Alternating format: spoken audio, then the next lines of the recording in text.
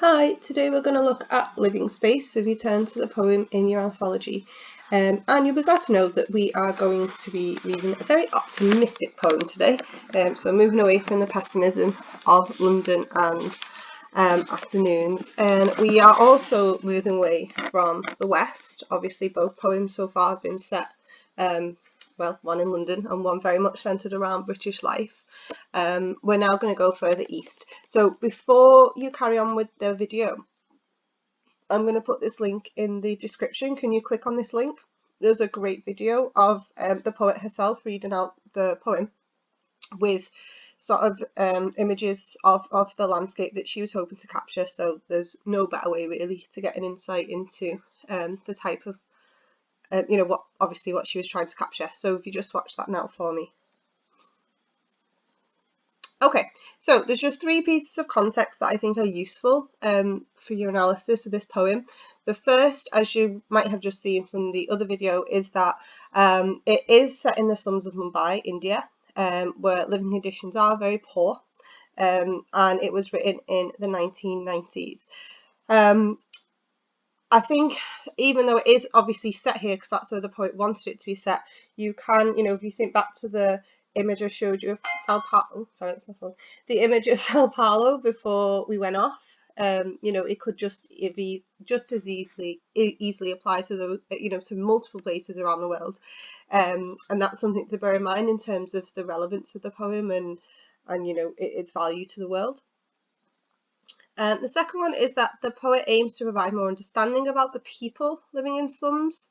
Now, it's important to remember that this is the 1990s, and yeah, I was alive then, and it was very, very difficult to get an insight really into what was going on outside your own town.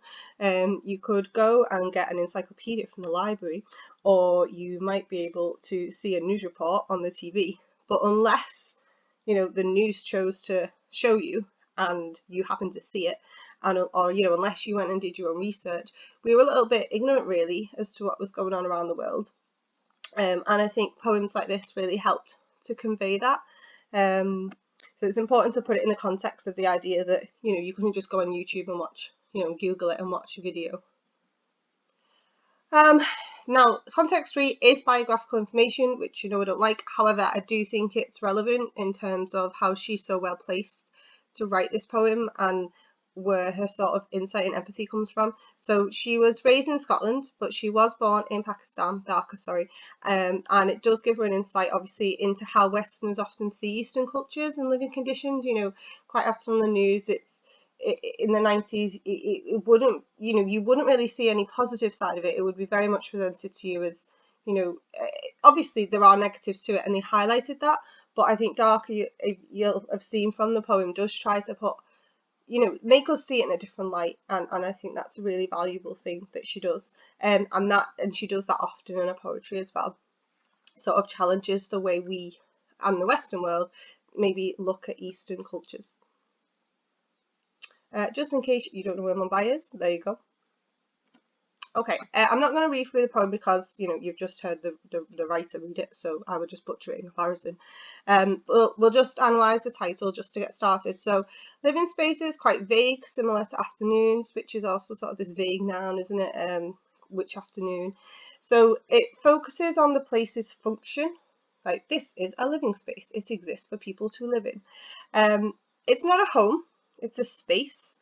It's as if it's been carved out in this crazy chaotic landscape, and already you can kind of feel like there's something to value in that somebody has taken this place that doesn't look suitable for living in, and they've made something out of it that's something that maybe we can admire.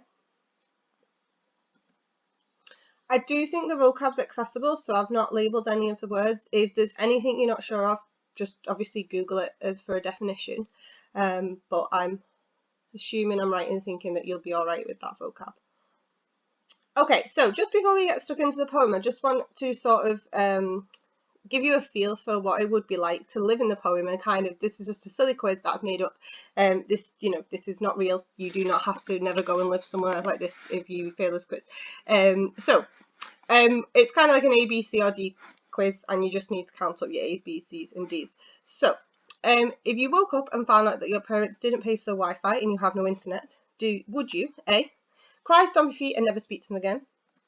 Would you watch Netflix era try again later screen all day, which I assume some of you are doing now anyway because it's so overwhelmed? Would you C, resort to using the actual house phone to call your friends and arrange going round? Obviously you couldn't do that right now. And D, would you shrug and find other things to do? So just make a note, would you do A, B, C or D? Okay, number 2. You have a shot starring in the school play, but you have to audition in front of your year group. Do you A, refuse point blank to put yourself out there, you'll keep your talents to yourself, thank you very much? Do you B, audition for a minor role instead, seems a little bit less scary? Do you C, only audition if your friend will? Or D, go for it, life's too short to worry, ballet. Ballet and crossing cultures, because ballet is a Malaysian word which basically means can, whatever, everything will be fine. It's a great life motto. So A, B, C or D. Okay, and number 3, last one. You accidentally fall into a wall at home and make a huge hole in it. You might think this was inspired by one of our students. Do you A, cry uncontrollably, your beautiful wall is ruined? B, frantically try to fix it? C, cover it with a poster? Or D, think, oh well, never mind, it's all part of the design. Okay, so essentially, if you were to have not the right attitude, but the kind of attitude that the writer conveys about the people in this poem, in this landscape, then you would have mostly D's. There's very much the feeling amongst these people that they'll be like, oh well, never mind, make something beautiful out of it. Everything will be fine, it'll work out. If you had mostly A's, B's or C's, especially A's, then you definitely would have sort of the opposite spirit to the people being described in this poem.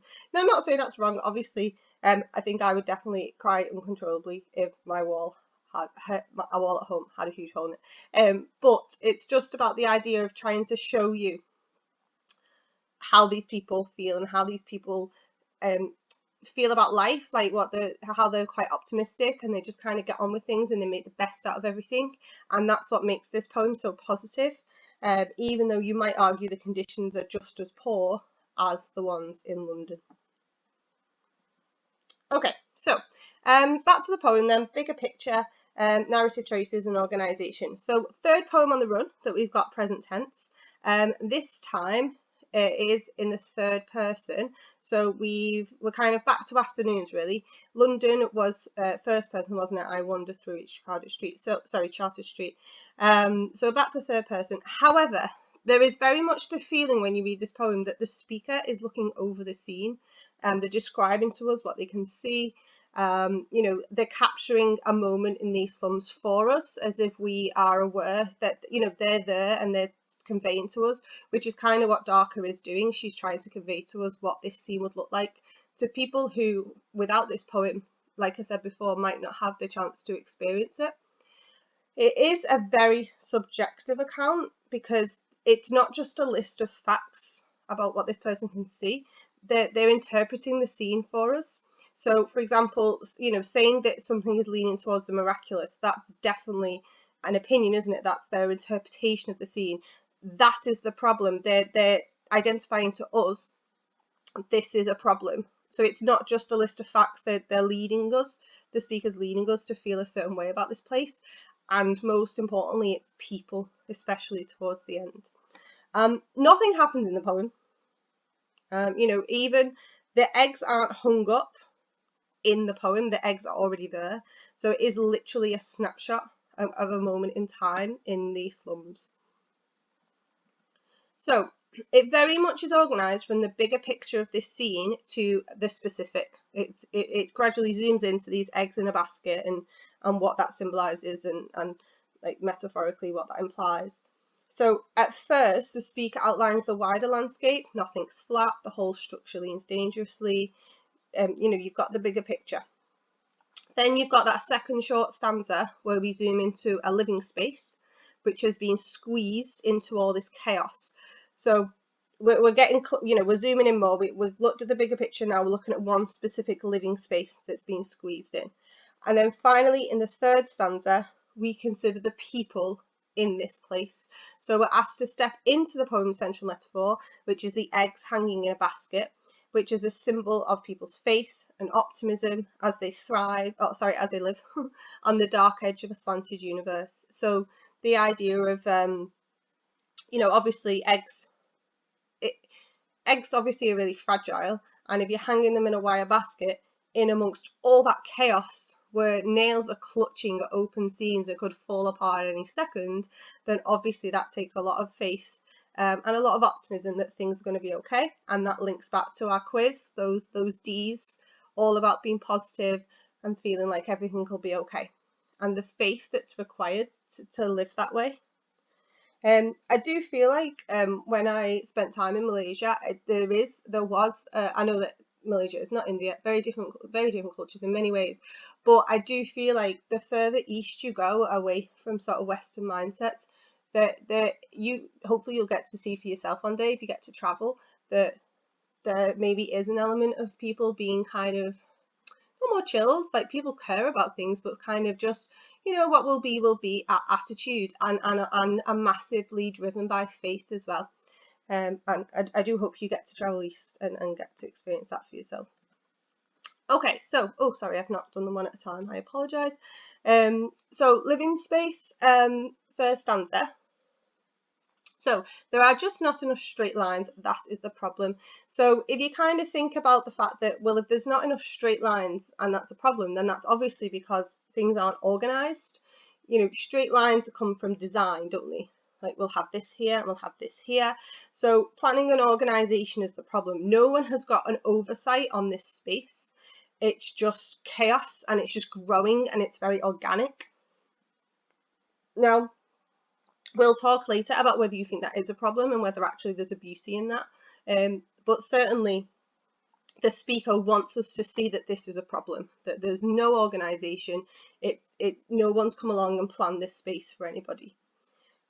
We've got the adjectives, nothing is flat, parallel. So again, that it's disorganised, it's poorly constructed. If you want something to stand up, you have to have parallel lines at some point, yeah? So it feels as though the whole structure could fall apart at any minute, and that's essentially what this whole stanza does. It just makes you feel like it could fall apart at any minute. Crookedly, beams balance crookedly on supports that are thrust off the vertical. So if you really dig into this, it's quite a technical stanza really. So you've got supports which are not straight because they're thrust off the vertical, which are then supporting, in inverted commas, beams that are very insecurely balanced and are really crooked. So it's like one chaotic, unstable thing on top of another chaotic, unstable thing, which if you look at the pictures on the BBC video, you can see how that translates into the actual real experience. We've then got the personification of nails. Nails clutch at open seams. So if you think of a seam as being, let me think, like, when you blazer on your sleeve, you've got that sort of where the cotton is connecting the parts of your sleeve together, and if that unravels, the whole sleeve will unravel, won't it? So an open seam is a bad thing because it just is very loose and it could keep unraveling and keep unraveling. So you've got this feeling that the nails are clutching, trying to keep this structure together, but it's already opened and it could just keep falling apart at any second. There's a sense of desperation there, clutching. The word clutch is in Death of a Naturalist as well, but we probably won't be doing that till the summer term. Okay, and then the last line of this stanza, the whole structure leans dangerously towards the miraculous. So there's two elements to this. Obviously, the first one, the more literal meaning, is that you need a miracle to keep this structure afloat. It is leaning dangerously towards the need for a miracle. Because it's so chaotic, it's so disorganized. How is it staying up? But more subtly, why is it dangerously towards the miraculous? Why can't it be hopefully towards the miraculous? Or, I mean, obviously it's dangerous because it could fall apart and it could hurt people. But I think more subtly, the writer could be trying to suggest here that it's really dangerous, according to Western sensibilities, to rely on the miraculous. Like we tend to, in our tend to in our culture sort of say, you know, you look after yourself, you're in control of your own fate, you can decide, it's in your hands. You know, that's kind of how we're raised to think. I'm speaking generically here, obviously we're all raised in different ways. We're talking about Western, so there's a whole like millions of people involved in different cultures. But generally, you know, we're not raised to say to ourselves, oh, everything will be okay, you know, a miracle will come along. So I think that's what she's getting at there as well, that, you know, that to our Western sensibilities, that is a dangerous thing, to rely on the miraculous. Your instinct might be, oh God, someone needs to go in and sort that place out and get some structures in place. Okay, so that's stanza 1. Stanza 2 is obviously very small, and obviously symbolically so, because they've squeezed a living space in between these two stanzas. Try not to write that, I just think it won't get you particularly good marks, and I wish I hadn't said it. So we've got the stanza break marking a change in focus. You can say that because that's just an organisation point. We've got the vagueness again, similar to afternoons, of someone. Like, it's not a specific person, it's not someone with an identity. You know, amongst all this chaos, someone squeezed the living space. And obviously the key word there is the verb squeezed. Emphasizes both how small the space is, sorry, I should say is, but also how impressive it is. Yeah, like, oh, they've actually managed to squeeze living space in amongst all of this chaos, all this danger, all of this kind of instability. And this is the first invitation that we have from the writer, from the speaker, to celebrate the people of Mumbai. What an amazing achievement that someone has managed to squeeze a living space into all of that. Especially when you compare it to sort of our houses now and what we expect from a home. You know, I think it really seems like a really amazing feat, like it's an amazing achievement. So last stanza, oh no, this isn't going to work. Sorry, one sec. Okay, so last stanza. So we've got an even derd to place. An even derd is a great phrase, and it really emphasizes bravery. They've even dared to place eggs in a wire basket. Obviously, because the structure is so unsteady, it really takes faith to hang eggs, which are so fragile. And again, we're celebrating the people here, that they're daring to live, they're daring to just get on with their lives, even when things aren't perfect and it's not a great living conditions. They're still just getting on with life, and they're hanging up their eggs and they're making something a home, and that's something that we can really admire. The phrase "these eggs," these is a determiner in that sentence, really adds to the feeling that the speaker is showing us this scene. If you remember from the bigger picture slide, the idea, I feel like the speaker is there showing us these eggs, these ones right here, as if they're kind of waving their arm towards them. So it feels, even though it's third person, it does feel very personal in a way, in terms of, you know, we are being directed by somebody to look at these specific eggs. You know, and as we've already said, like, Dharker just wants to show us Mumbai from a different perspective. Obviously, in terms of that central metaphor of the eggs, they can symbolise new life and hope and the future. They've dared to create a home. You could also read that the society as a whole has dared to place its people in a wire basket.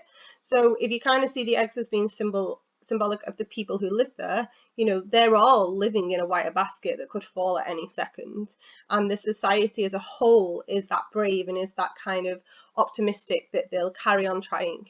You know, they're not going to sit on the floor and throw a paddy and say, this isn't fair, I want a nicer house. They make do with what they've got. We've then got that these eggs, these fragile curves of white, because obviously they could break any second. The people themselves could be seen as that, obviously the structure as well. They're hung out over the dark edge of a slanted universe. Now there's different ways you might look at this, but essentially you can talk about the idea that that's a metaphor for the edge of society in which these people live. You know, they live on the outskirts of kind of, not of civilization, but of kind of like control and rigor. You know, they're not going to be able to write an address down for where they live, so they're kind of on this edge. And obviously the universe is slanted because everything's chaotic, everything is slanted. And also the idea of that's what faith is. So these eggs are on the edge of darkness, because at any point the thing could collapse, at any point everything could go wrong and they could lose their sort of spirit and everything else. But these eggs they're what faith is. They are a shining light in a dark space. Yeah, and sometimes you can't really say that you have faith until it's been tested, until it overpowers darkness, until it gets you through a dark time.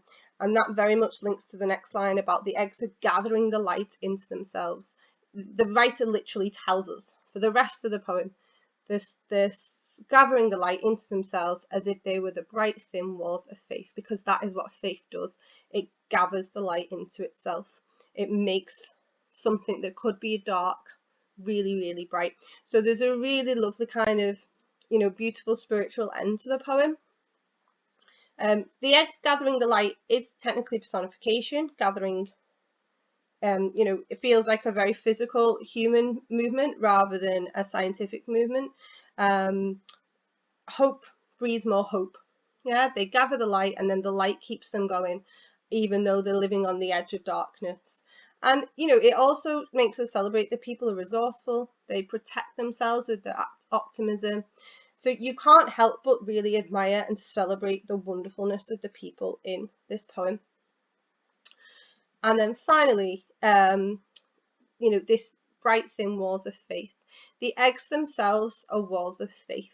So it extends the metaphor of what the eggs symbolize, and it really pins down the idea that these eggs are a symbol of faith. They are hope, they are belief, they are that miraculous thing that these people can live so positively and despite the environment around them.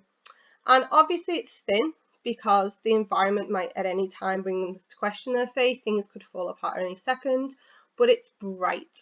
It lights up the world, and that's the key thing that matters. Okay, I am going to leave it with this slide today. We're going to build on this next week. We're going to compare it to London, and we're going to dive into a little bit more. Obviously, there's London and Living Space are like peas in a pod when it comes to comparisons. They're really, really they're the most obvious pair of poems, I think, in the entire anthology. These two paintings I took at Liverpool's Tate Gallery on the docks. It was a few years ago now, so I don't know if they're still there. But we went round as a class and we were looking for links between the artwork and the anthology, and this is one of the best examples that the students came up with. So the one on the left is a symbol of afternoons, of that rigid trees bordering, everybody in their place, everybody know what they're doing. That's the lifestyle. Everything's ordered, everything's sort of, set in stone for them. And then the one on the right is to symbolize living space, where everything's chaotic and everything is, there are no straight lines there. Oh, not really. It's really chaotic. It's really vibrant, and it's really positive, and it does make you feel positive looking at it. It's very optimistic. You've got the brightness of this painting, which symbolizes living space as well. So I'm just going to leave you today on the question: where would you rather live? Would you rather live in the sort of straight lines of afternoons, or the chartedness of London, where everything has a role and everything has its place? Or would you rather live in that chaos and that kind of freewheeling, right phrase? Freedom inspiring, but chaotic, could fall apart at any moment, miraculous beauty of living space. So I'm going to leave you that to ponder over the weekend, and I will see you next time to compare living space and afternoons. Nope, that's wrong. Living space in London. Okay, goodbye.